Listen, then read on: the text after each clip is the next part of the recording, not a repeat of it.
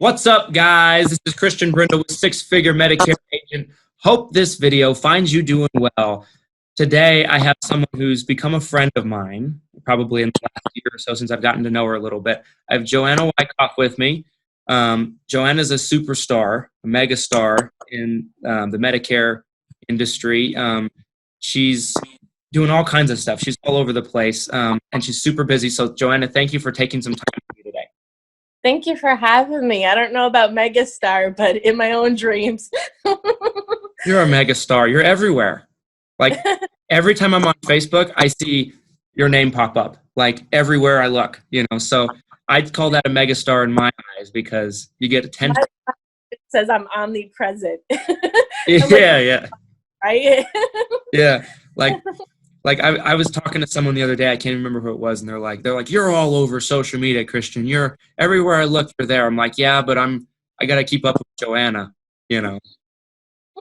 I think people just start popping up in your feed with the algorithms that Facebook has, I think you're right.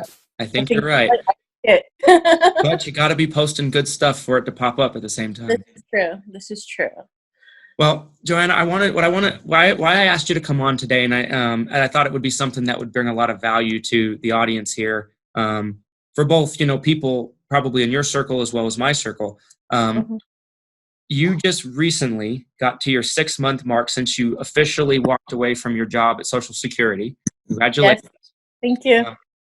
And I thought maybe we could kind of talk about if there's an agent that's watching this, or maybe an agent that's just coming into the business that kind of that's their goal, that's their first milestone to kind of go full time in the business, and they kind of what they're looking at the moment.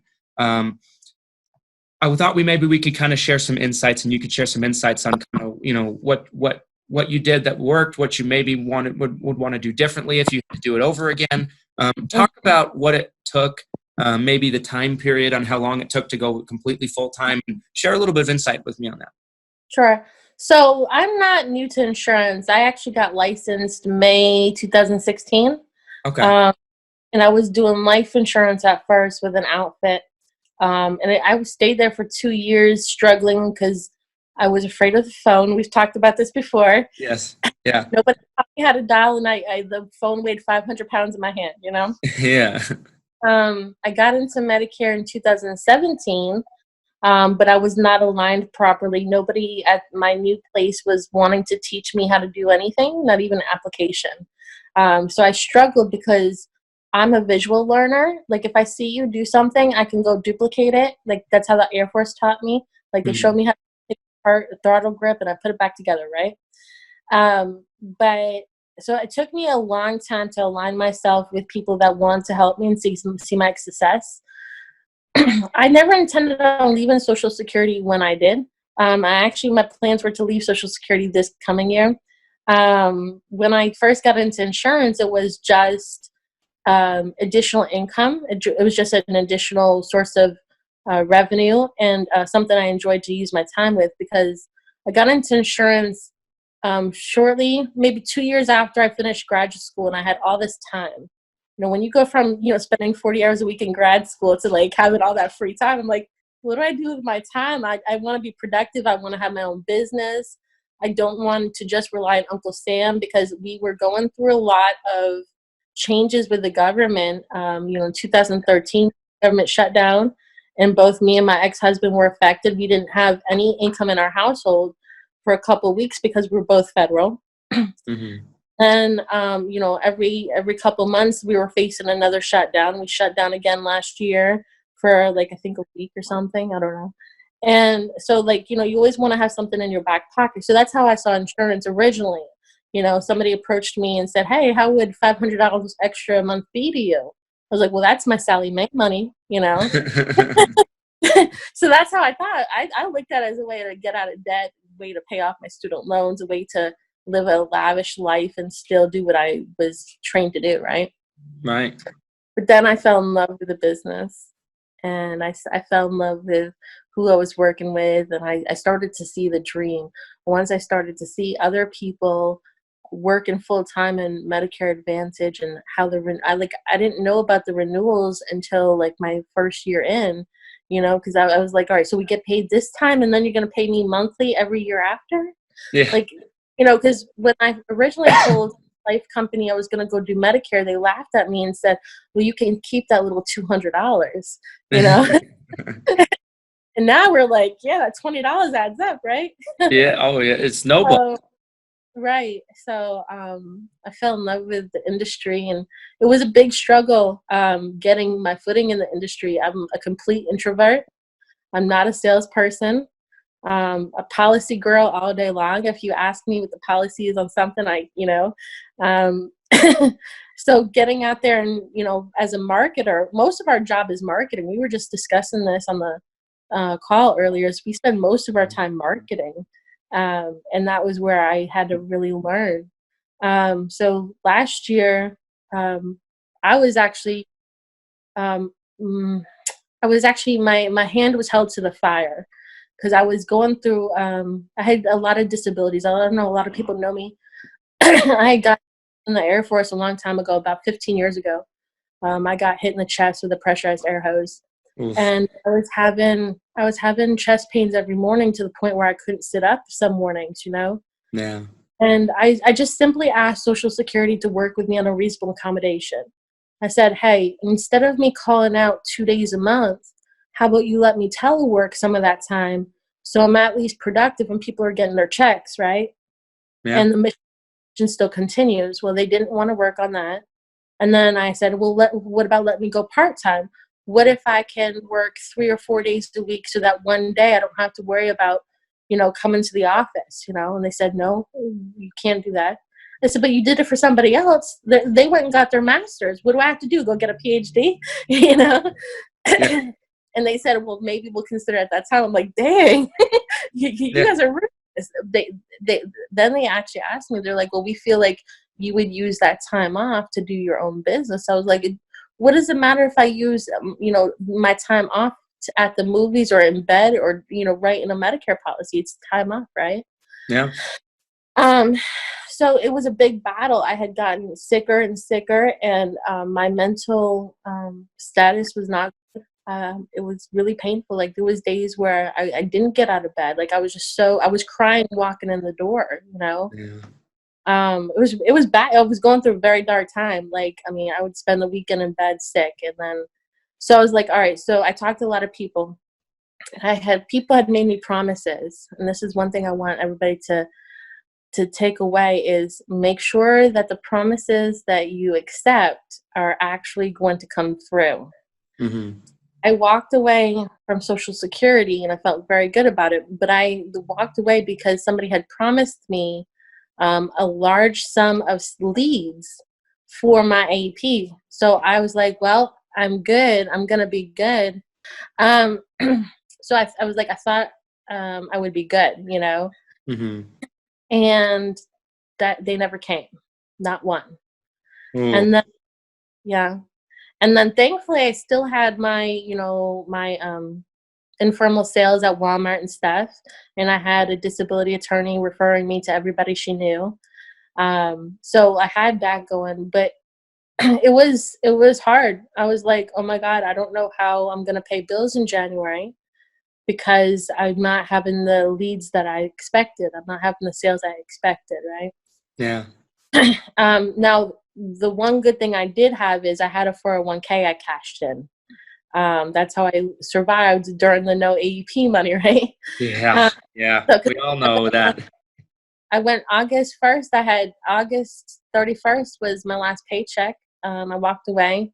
And then in September, one of the mistakes I made in September was I was writing SEPs and not T65. So I got paid $60 for October, November, and December. Yeah, true up. I love that. Yeah, so if I could change it again, I would not have written SEPs, but we try to write the business that comes to the door, right? Of course. So, LIS coming to the door, switching them from PDP to MA for fit, but I would have, if I planned it better, I probably should have focused on T65s at that time, and I should have had the leads in my hand before I walked out of Social Security. Or been better aligned with someone who kept their promises. So if I looking back, I probably should have worked a lot harder in the beginning of the year, like probably 6 months before, and just saved that money instead of going to Hawaii. We all need time away, though, right? Yeah. I mean, it was important, but I had my money before I quit was my play money. Mm-hmm. It wasn't saved for a real rainy day. Right. And so if I could, if anybody's looking to leave their job, save up every penny. Like, don't spend it on the Jordans. Don't go out to pizza. Like brown bag lunch it. Save every penny for when you do quit. You don't have to worry about, what I was going through. Like, oh my God, is Humana paying us yet? Yeah. Yeah. We were all talking about Humana yet? Yeah. Oh my gosh. Yeah. I mean, I think there's a ton of wisdom in that too, is kind of, penny pinching. Because I can tell you for me, my first probably 3-4 years in the business, I have a ton of regrets on spending. Because I mean, when you come into the business and you just start doing really well and you make a lot of money, it's easy to be like, want to splurge a little bit, my first year, what I did was I worked at my previous job. I was working at an assisted living facility, and I would work 12 hours on Saturday, 12 hours on Sunday. So 24 hours in 2 days. I was 20 years old. And then I worked Monday through Friday in the business, building the business. And so I probably was doing 80, 90 hours a week for probably maybe 5 or 6 months. And then I walked away. But what my biggest regret too, when I did walk away, is, and right after that was when AEP money started to be paid out from my first AEP ever. And I splurged, like I went to Malaysia with one of my close friends, great experience. I don't regret Malaysia, but like, I spent a ton of money while we were there. I just was like having a good old time. And I'm like, I look at it back now, I'm like, how far ahead would I be now? How much further would I be now if I maybe invested that money a little smarter into the business? And then, I remember when, my wife and I moved to Florida. I don't regret that either, but that was more of a 9 to 10 month vacation. I sold in Florida. I worked. I did everything I normally would have done, but it cost $10,000 to go there and come back. So I mean, I think there's a ton of wisdom there. I don't think it gets talked about enough.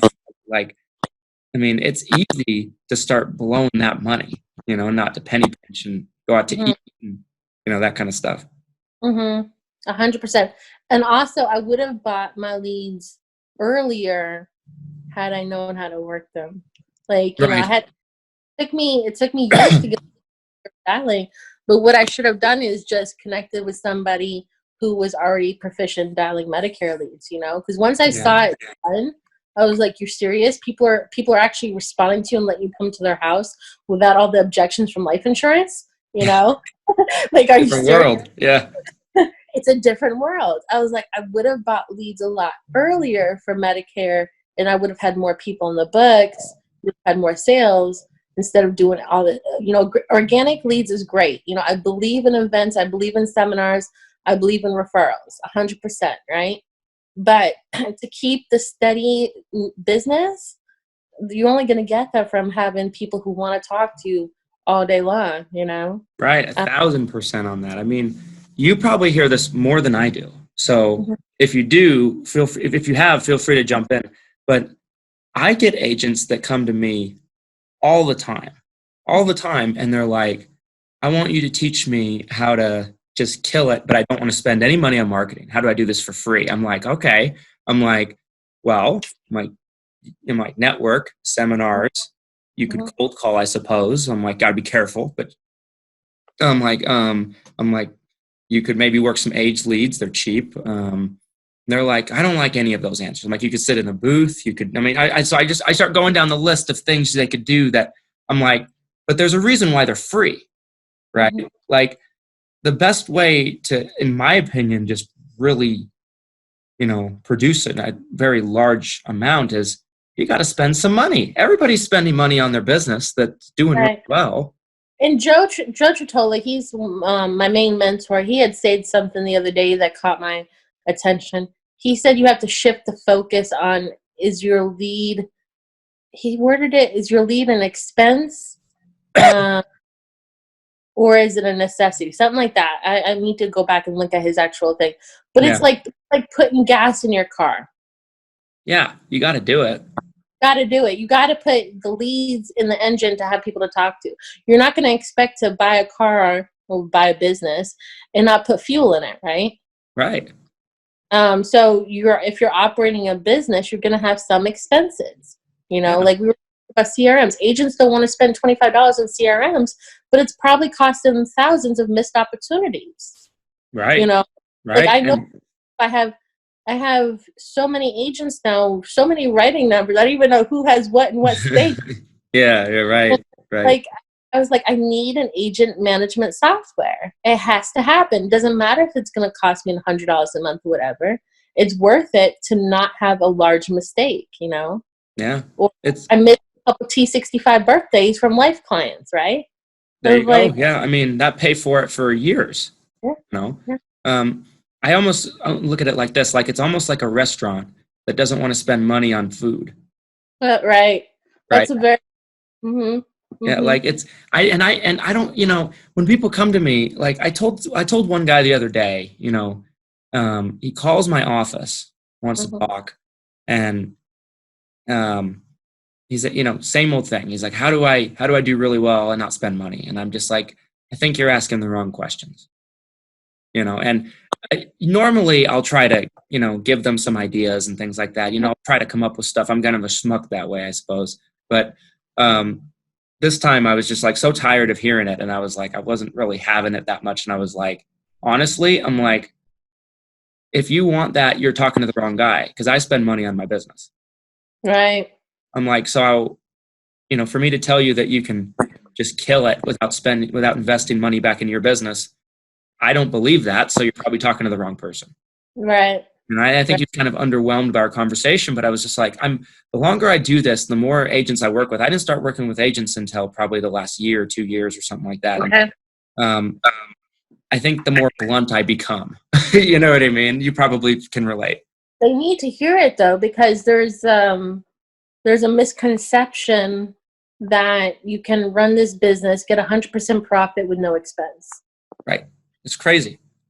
But would you rather spend $20 on a lead to make $510 and $20 a month every year after?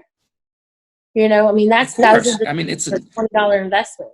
It's a no-brainer. Like if I think more agents looked at it that way, they would, you know, have an easier time kind of swallowing the pill a little bit. But here, Christian, here's $20. Now I'm going to take $510 back. Yeah. But I'm like, sign me up. Yeah. I understand not having funds to get started, and that's where I was when security. I was making really good money. I mean, I was making $75,000, but I was spending $90,000. You know, my student loans. I had a recent divorce. I had, you know, pay all that. I had to pay my ex-husband alimony. You know. But my lifestyle was above my means, and that happens often in Middle America. And so I didn't have a lot of money to invest. And so, you know, doing events and stuff. Okay, once you start getting some momentum, you should invest, you know, some of that back into your leads, you know. Okay, if you got 4 referrals, well, the 4 referrals pays for a lead drop, right? Right. And so invest that, yeah. So, like, I mean, I always give people advice on how to start for free, but that's just what I said, start. It doesn't mean you can't expect to write 20 a week, you know, at an event unless you're like, I don't know, a celebrity or whatever, you know. Yeah. I mean, I have one friend, she wrote a lot at a Walmart, but she had been working there for, you know, 10 plus years. Everybody in town knew her, you know. Right. That's not the standard. She wasn't the standard, you know. So yeah, I mean, you know, I agree with you on that. I think that, you know, when I first started, I wasn't, you know, spending tons of money on my business either, because I didn't have it myself. I was just getting by paying bills. Like my wife and I, we weren't married at the time, but she moved in with me. She helped me with bills. She really saved me my first year, 2 years. She was working overtime. We were eating ramen noodles and all of that fun stuff. So, she was instrumental to helping me make it. And, being patient with me while I built the business. And, but, I'd say probably 90% of the apps that I wrote in my first, at least couple of years, came from cold calling. Wow. That's hard work. Yeah. I mean, and it's not everybody can come in, Monday, Tuesday, make 300 to 500 phone calls a day, try to fill the week up with appointments. And it was exclusively turning 65 people, outside of AEP and that kind of stuff. And, I mean, that's not sexy. People don't want to hear that, but, right.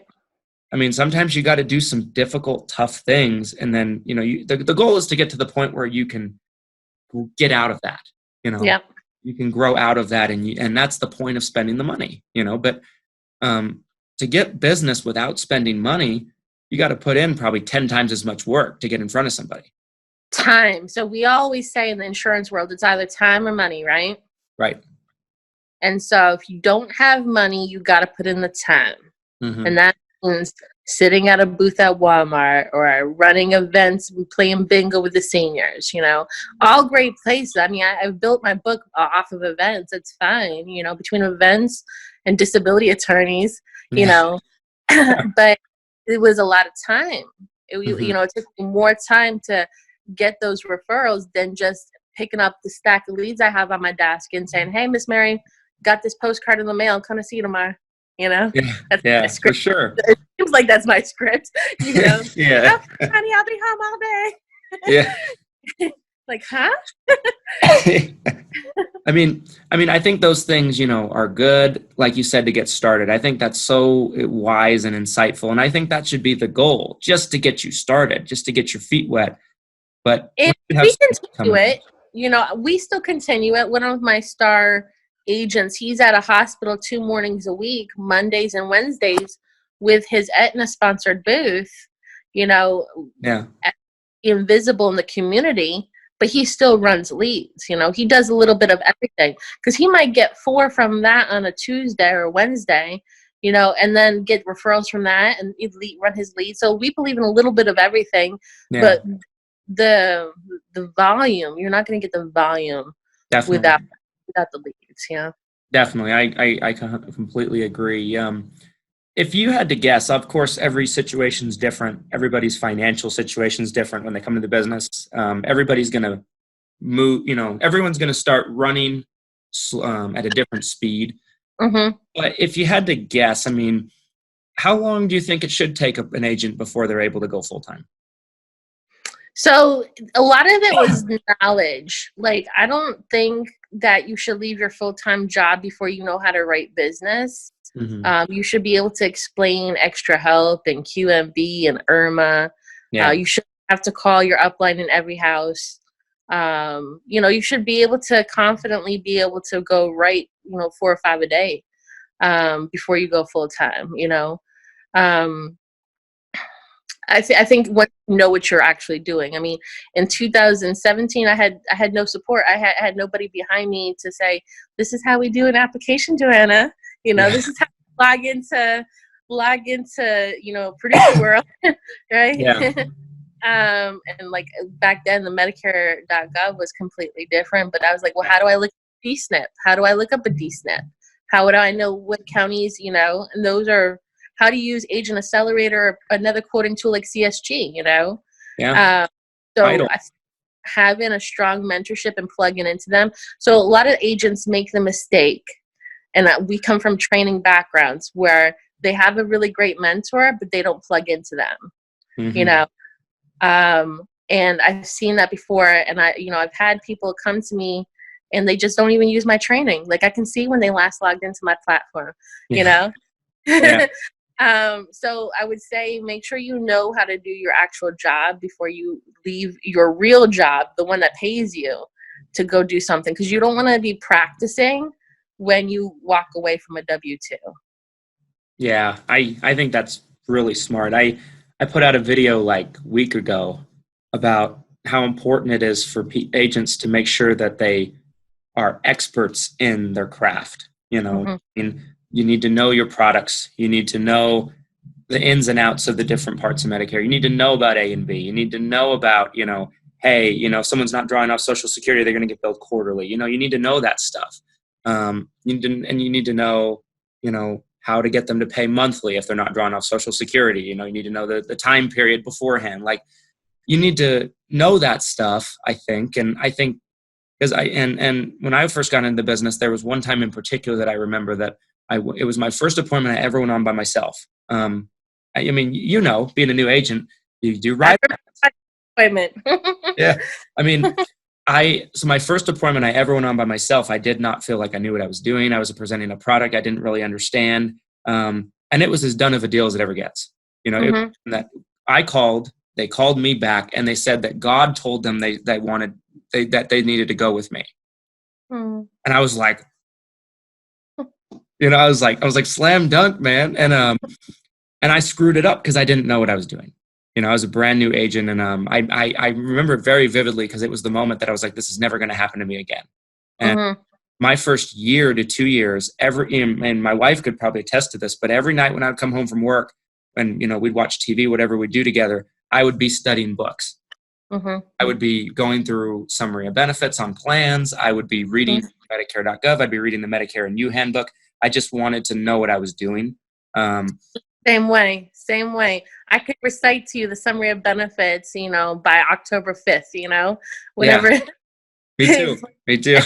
That's your job, because when someone says, well, what do you think the difference between this WellCare plan and this plan is? And my agents call me all the time. They're like, what's the difference between Humana 206 and 205?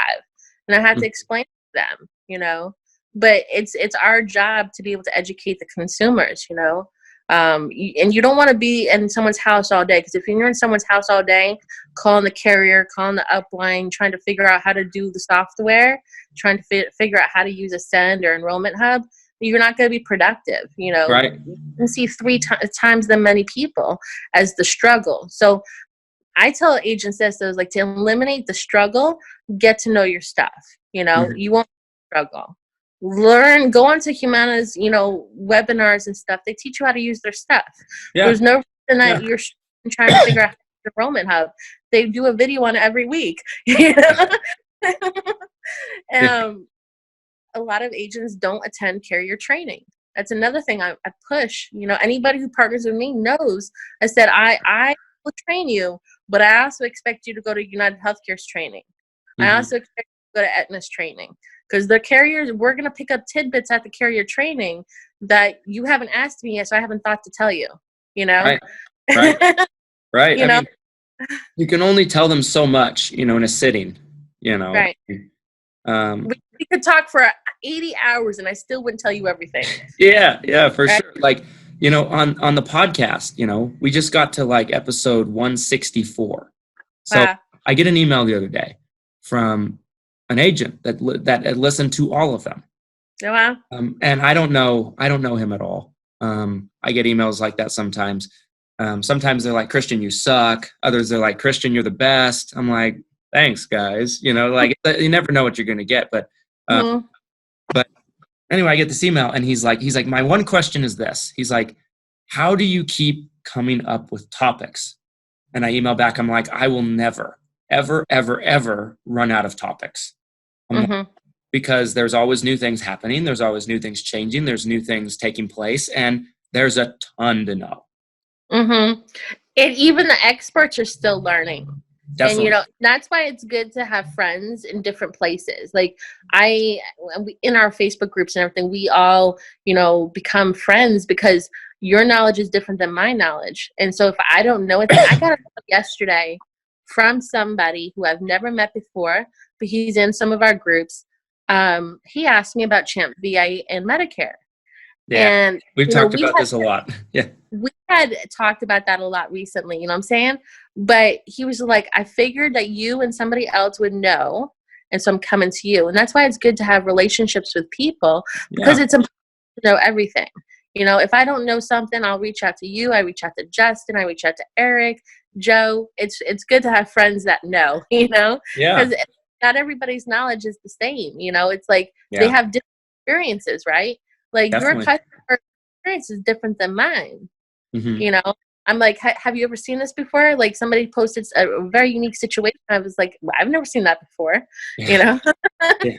so Like I've learned a lot from you. I've learned a lot from Justin. I've learned stuff from Joe, from stuff he's posted in your guys' group. You know, I've learned stuff, tons of stuff from being associated with the groups, and I think they're great. You know, I think they're fantastic, and you know, I've just become such a big fan and advocate for them the last year or so, because like I'd say probably beginning of 2019, I did not know about any of the groups. I didn't know you.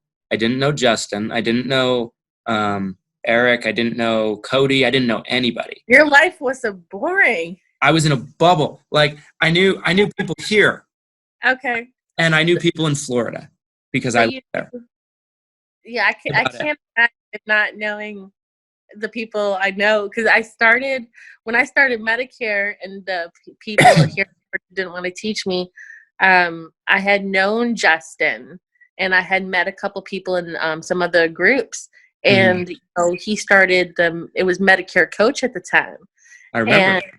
And like I think he started Medicare Coach. Maybe I might have been doing Medicare for maybe like 9 months, but not doing Medicare. Like I had done like 2 policies, you know. And so like I learned a lot, and people, their willingness to share and help, even though that they couldn't recruit you or get anything out of it. It was just like, wow, when it comes time for me to actually give back, I want to make sure it's like this, you know? Yeah. I think another thing too, that like, and I'll close it out here. And if you wanted to add any final thoughts, you can do that. Cause I know you're busy. I don't want to keep you, I've kept you long enough, longer than I said, but I think the other thing too, that the groups have done so much for me on top of just learning things, is it's helped me kind of stretch my own thinking as far as what's possible for my business, and for what I can do. Like, I think the thing that blew my mind the most is like, okay, let's talk about Justin for a second, right? Justin, with everything he's done, right? Like 15,000 clients, however many they have, right? And they have, I don't know how many agents and everything, but I don't think it's a ton. It's just amazing what they've been able to do. And when I first heard about Justin, I got in the group. I think they had like 10,000 or something like that. And I saw his numbers and I saw his production and, you know, all this stuff. And then I found out later on, once I got to talk to him, that he started in the business like 2-3 months before I did. Wow. It was like, I'm slacking. I'm slacking. I'm not reaching my full potential by a mile, you know? And that was like a big eye opener for me. And it's just, you know, some people get discouraged by seeing how well other people are doing. I don't. I get, you know, inspired and motivated. And I'm just like, you know, that's awesome. You know, that they can, you know, they're able to kind of hit those levels and those numbers. Right. Now, if someone else can do it, I believe that I can do it too, you know. Not just that, but if someone's already done a process and told you it didn't work, then you don't have to reinvent the wheel. You know what I'm saying? And so a lot of what I'm seeing is how the groups are helping other people is you don't have to struggle spending millions of dollars trying to do your own Facebook ads. Like Cody's already done, you know, like, you know, it's like, I don't have the time to spend to learn how to do my own Facebook. I'm an insurance agent, not a marketer, not a lead guru or whatever, you know? So I think it's shortening people's learning curves because the exchange of information is so quick now, you know, like you don't know how to do an application or whatever. Hey, Joanna. Hey, Joe, how do I do this? Okay, cool. Thank you. You know, it's like not sitting there struggling on hold for 3 hours trying to get a hold of somebody. It's like the information has really just come to Medicare, you know? Yeah, for sure. For sure. I mean, it's just, and it's instant for the most part. You know, if it's during the day, you can get an answer right away. So yeah, I'm with you completely on that. Any final thoughts about things people should know about going full time? How has it been last 6 months? So last 6 months was crazy. Like I quit my job and I said, oh crap. I said I can't get sick because I have no health insurance in the VA. Yeah. That's the big thing. That's the big thing. And I started going and making appointments with the disability advocates and everybody who had referrals. So if you have no money, and I had withdrawn everything from my 401k, but it takes a couple of days for Treasury to send it to you and everything. Mm-hmm.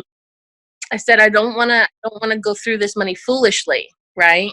And so I need to make this last until at least end of January, when I know my AEP commissions are going to hit. So if I could say anything, the penny pinch now, so you can walk away freer. Get your leads going now, so you're not trying to drop leads in November to come in on November 18th is what happened to me. I did my own lead drop November 1st out of desperation, I November 1st, and they started trickling in like November 7th, got most of them around November 18th, November 20th. And by then I was kind of checking out of AEP, You kind of get burnt out in the middle of November. The Thanksgiving comes around and a lot of people are checking out for the holidays, For sure. Yeah. So I would have done my lead drop in September had I known my other leads were not coming. Like if someone was honest with me, I would have done my own lead drop. That same very lead drop I would have done in September, because it takes weeks to start seeing one lead come in. Right. And you need more than one lead, right? Yeah. I dropped 12,000 leads, but I should have dropped that 12,000 in September, because whoever had the leads, and I have a friend, I think he bought most of the data here in Georgia.